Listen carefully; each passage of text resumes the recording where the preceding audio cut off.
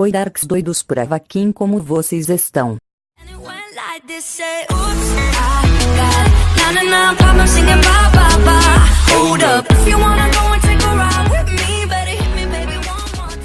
Sei que estou sumida, me desculpem, mas relevem.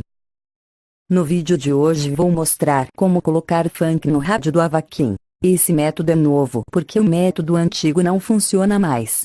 Mas antes deixe seu like e se inscreva-se para não perder nenhuma novidade. Também me segue no Instagram, que é esse que aparece na tela. Vá em alguma propriedade sua, onde tem som ou onde colocará o som.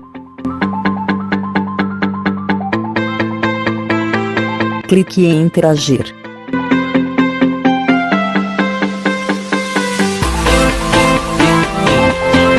Logo após em sincronizar.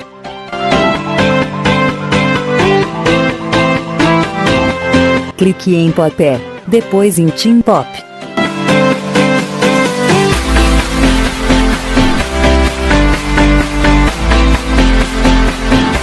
Aqui nessas estações tem músicas boas, como funk internacional e rap, entre outras.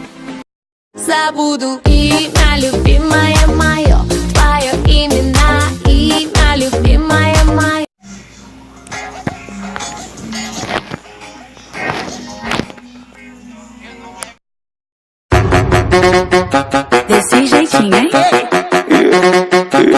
Deixa eu falar no vídeo, ela vem.